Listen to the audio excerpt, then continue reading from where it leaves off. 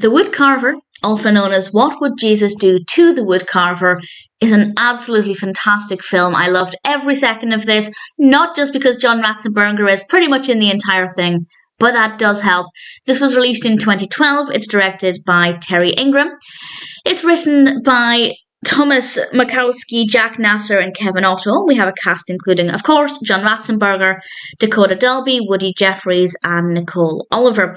And I was a little concerned that I would have needed to have seen the first film, What Would Jesus Do? But I wanted to watch this because of Ratzenberger. I can confirm absolutely no need to have seen the first film, but actually I might be checking that one out at some point as well. There won't be any spoilers as I explain what happens in this. I might give some spoilers towards the end with a couple of things I want to praise. But in general, it is a fantastic film. It actually started out in a way that kind of amused me because I don't know why I focused on this so much. But at the beginning of the film, we learn that somebody has destroyed, well, damaged. It's still standing, but somebody has damaged the church. And the window is clearly smashed. At the beginning of the film, we have a contractor inspecting the damage of the window, the broken window, and he just puts his bare hands around the broken glass. And it just amused me so much because it was such a stupid thing to do, and it really focuses on that as well.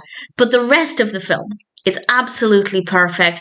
It's about a boy called Matthew, a teenager, and he's kind of lost his way. He's making some bad decisions. He's quitting school. He's not getting along with his family. His mother I feel really sorry for because she seems genuinely really nice. His father needs some serious talking to. He's a very horrible, nasty character for the most part, and it's difficult to see any goodness in him. And that's part of the challenge of the film, of trying to understand that character more, and it's a really interesting experience, and I'll come back to the father maybe in a little bit. And Matthew ends up working with Ernest, and basically Ernest is the opposite of Matthew's father. Matthew's father is angry, hot-headed, demanding, controlling. Ernest, Ratzenberger's character, is a woodcarver.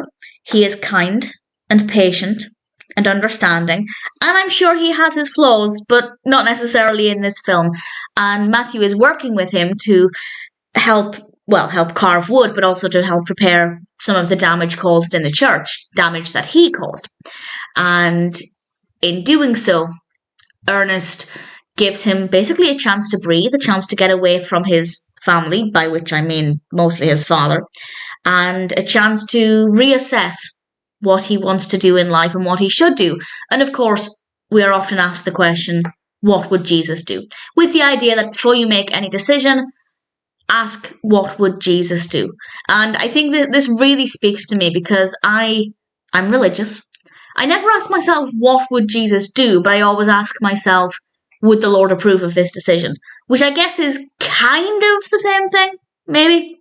And not quite exactly the same thing, but I completely understand the sentiment here. And if that part of it speaks to you, I think you will really thoroughly enjoy it. Matthew is actually from the beginning a very likeable character. His behaviour isn't, but I think it was very clear early on that his behaviour was driven partly by his father's attitude. He's learning this anger and this nastiness and this aggression from his father, but of course he's taking it out not necessarily on people, but on physical objects and on the church.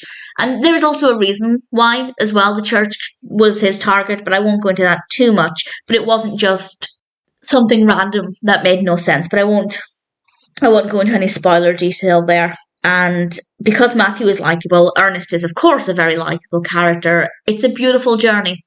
I loved watching them work together, watching things begin to change in Matthew's mind as he started to understand and absorb what Ernest was saying. And I absolutely adored it. I thought it was a beautiful film, wonderful messages, emotional at times, uplifting. I cannot fault it, apart from the person at the beginning wrapping his hand around broken glass. But aside from that, I thought it was an absolutely stunning film, and I cannot recommend it enough. Really thoroughly enjoyed it. I will now, with a huge spoiler warning, explain something that I was very impressed with because I didn't see this coming. So this is a huge spoiler, well, a moderate spoiler for something that happens. And this is the last thing that I have to say. I am talking about the fire, the fact that somebody set fire to the wood that Ernest and Matthew had been working on. I 100%, and I think we were meant to think this, I 100% thought it was Jack, Matthew's father. So when we found out that it wasn't, not only did that come as a huge surprise, but I disliked him a little bit less. Granted, by this time he had softened, he'd become a bit more likable as a character, but when that was revealed, that part of my dislike for him was just completely removed. And in fact, he took some good action there. So that was really well written. I didn't see that coming, and I rather liked that quite a lot. The Woodcarver, What Would Jesus Do to the Woodcarver? Absolutely fantastic film. Really thoroughly enjoyed every second of it.